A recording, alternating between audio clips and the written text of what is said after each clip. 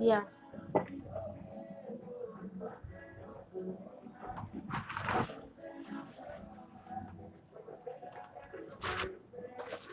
Oye, amigos, ahorita nos vamos, dame un momento, por favor. Pues ya terminé la novela. Y tan.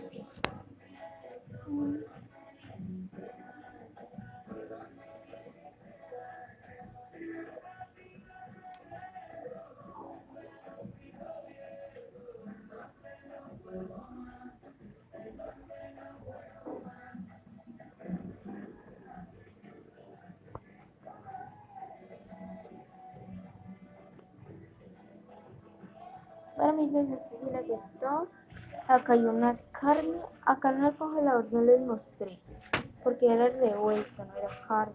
Carne ya les reclamo. Acá hay una carne, está rica.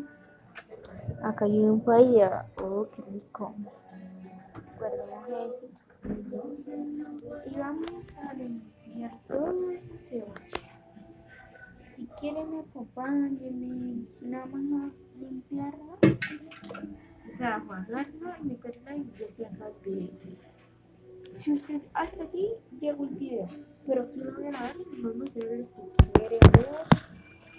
Los que no, pues no. Si quieren, puede ser. Pero antes de irse, están suscritos. ¿No? Bueno. Bueno. Todo chat.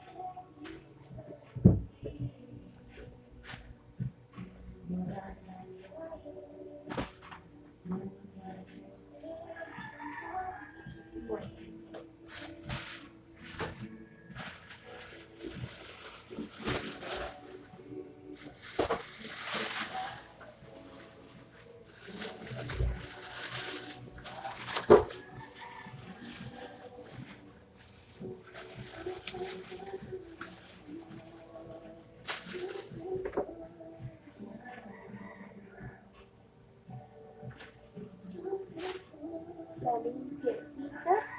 Ay, la metemos aquí. Y mira por acá están las hojas de los doraditos. Y esta fue la rumba.